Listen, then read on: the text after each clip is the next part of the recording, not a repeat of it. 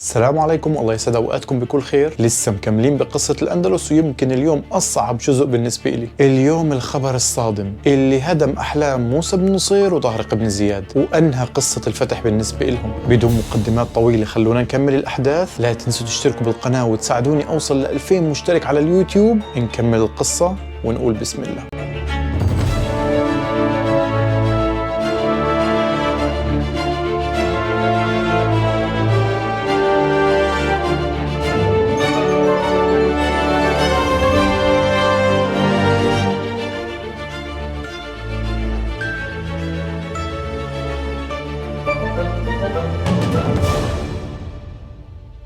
إذا وصلنا بالقصة لعام 94 هجرية أو 713 ميلادية، وكنا شفنا الحلقة السابقة أخيرا لقاء طارق بن زياد مع موسى بن نصير. وقبل ما نكمل في نقطة لازم أعدلها كنت أخطأت فيها قبل هيك. كتير بحب أسمع شغلات أخطأت فيها قبل للتعلم ولتحسين المحتوى. كنت كتبت بالحلقات السابقة موسى بن نصير أو طارق بن زياد بهاي الطريقة، ولكن كان لازم أكتبها بهاي الطريقة لأنه هاي هي الطريقة الصحيحة. ألف شكر لوالدتي على هذا التصحيح. ونكمل القصة. إذا بعد ما التقوا طارق بن زياد وموسى بن نصير في طليطلة العاصمة اللي موجودة تقريبا بنص بلاد الأندلس، بدأوا يتجهوا للشمال. هم خلص أخذوا كل شيء بالجنوب اللي تحت طليطلة، أمنوه وهلا بيقدروا يكملوا. راحوا باتجاه كتالونيا وفتحوا برشلونة والمناطق اللي حواليها. إقليم كتالونيا اللي بيضم 4 محافظات بجانب برشلونة، في تراغونا وجيرونا اللي كنت رحتها وصورت فيها الحمامات العربية. راح أترك رابط الحلقة بصندوق الوصف. والمحافظة الرابعة هي لاريدا أو كما تسمى اليوم ييدا. والمحافظات الثلاثة اللي هم من الجنوب تراغونا برشلونة جيرونا،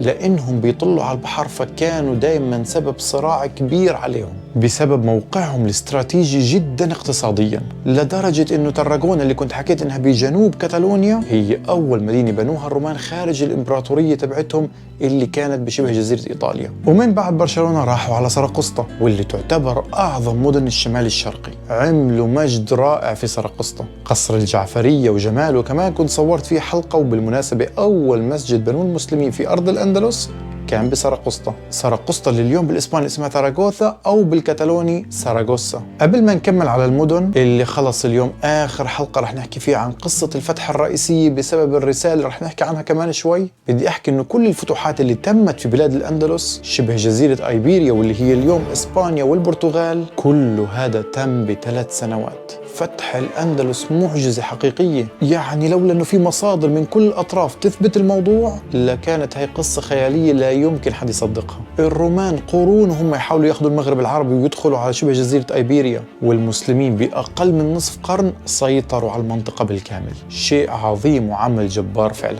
طيب نرجع لموقع طارق بن زياد وموسى بن نصير. الفتح بيتم من مدينة لمدينة، وفلول القوط قاعدة بتتراجع وبتروح باتجاه الشمال الغربي. حتى المسلمين بدأوا ياخذوا أجزاء من الجنوب الفرنسي زي مدينة أربونا واللي اليوم بالفرنسية هي ناربون، وضلوا مستمرين تا وصلوا لمدينة اسمها الصخرة أو صخرة بلاي اللي موجودة على المحيط الأطلسي. احنا اليوم عام 95 هجرية أو 714 ميلادية، بعد 3 سنوات من دخول الأندلس للمرة الأولى. وحصار صعب على هاي المدينة اللي هي مدينة الصخرة استمرت وقت طويل وهم مصرين ياخدوها، لأنه خلص هاي نهاية بلاد الأندلس. يعني إذا بتاخد هاي الصخرة بيسيطروا تماما على كل البلد اللي هي بلاد الأندلس شبه جزيرة أيبيريا اللي هي اليوم إسبانيا والبرتغال. وهم عارفين أنه تجمع القوط في هاي المدينة ممكن يكون لها أثر سلبي مستقبلا، لأنها راح تكون نقطة انطلاق لإلهم. وبالفعل وإن كان بعد قرون ولكن هذا هو اللي صار. هاي المنطقة الصغيرة اللي مش راح تصدقوا قديش انها صغيرة، هي منطقة صغيرة موجودة بين جبال اسمهم بيكوس دي أوروبا. في بعض السنوات الأخيرة كان عدد سكانها أقل من 100. سبحان الله. وهي رغم صغرها لكن فعلا كانت محصنة جدا من الطبيعة، وأعداد رهيبة من القوط كانوا تجمعوا فيها. ومع الحصار اللي عاملينه المسلمين وصلتهم رسالة. الرسالة لموسى بن نصير من أمير المؤمنين الوليد بن عبد الملك اللي موجود بالجهة المقابلة في دمشق: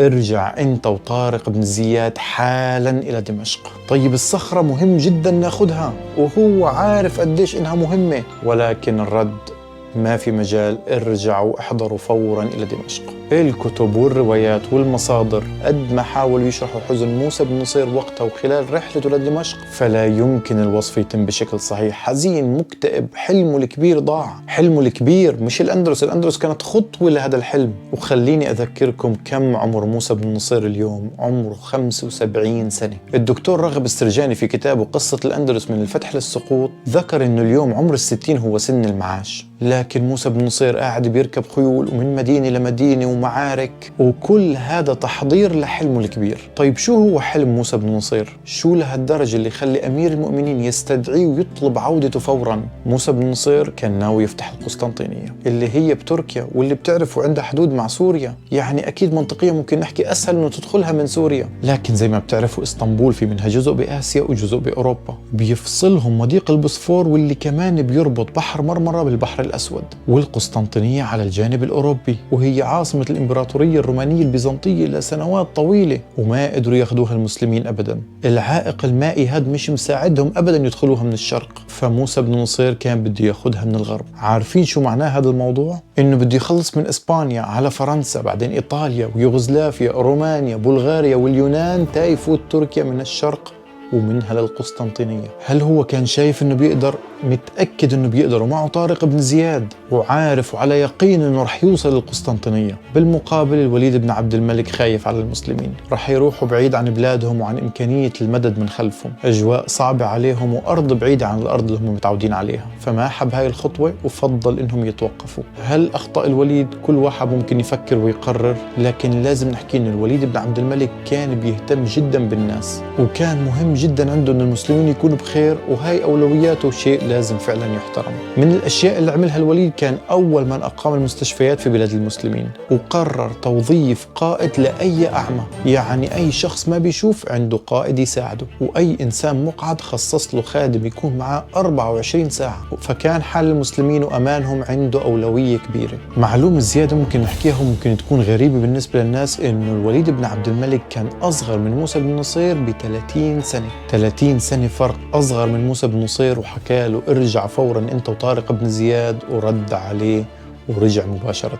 رجعوا كانت إقامتهم محددة لأنه عارفين إنهم ممكن يهربوا ويرجعوا يكملوا، لدرجة إنه موسى بن نصير ترجاهم إنه يطلع بس يحج. لا يمكن، ما خلوه يتحرك أبدا، إقامته محددة طول الوقت، لغاية ما مات الوليد بن عبد الملك وتولى الخلافة أخوه سليمان. ورجع أعاد النظر بموضوع موسى بن نصير، ولكنه أكد على قرار أخوه. وبعام 96 هجرية أو 716 ميلادية قرر سليمان إنه يطلع على الحج، فأخذ معاه موسى بن نصير. يعني شايفين لأي درجة لما طلع الخليفة بنفسه وافق إنه ياخذ معاه موسى بن نصير. وفي الطريق دعا موسى بن نصير: اللهم إن كنت تريد لي الحياة فأعدني إلى أرض الجهاد وأمتني على الشهادة، وإن كنت تريد لي غير ذلك فأمتني في مدينة رسول الله عليه الصلاة والسلام. وبعد الحج وبطريق العودة مات موسى بن نصير في مدينة رسول الله عليه الصلاة والسلام. أما طارق بن زياد فانقطعت أخباره تماما، ويحكى أنه اكتئب ومات لوحده في بيت صغير، الله يرحمهم ويغفر لهم. كان متعود على الفتوحات الإسلامية، ولكن النهاية كانت صعبة جدا عليه. وصار عبد العزيز بن موسى بن نصير هو قائد الأندلس، وحاول هو واللي بعده مع مدينة الصخرة اللي كنا حكينا عنها، وما قدروا عليها واستهانوا فيها إلى حد ما، واللي منها بعد قرون كانت نهاية المسلمين في بلاد الأندلس. أنا لسه بكمل تصوير، ويمكن قصة موسى بن نصير عاملة هيك شوية أجواء حزينة. الله يرحمه ويرحم جميع موتانا. أشكركم على المتابعة، ولا تنسوني من دعمكم وآرائكم. أشوفكم قريبا، وهلا رح نبدأ نتعرف على الحضارة اللي عملوها المسلمين في بلاد الأندلس، ونتعرف على العلماء والتطور الكبير اللي صار، ونروح مع بعض على قرطبة وغرناطة وإشبيلية وغيرهم.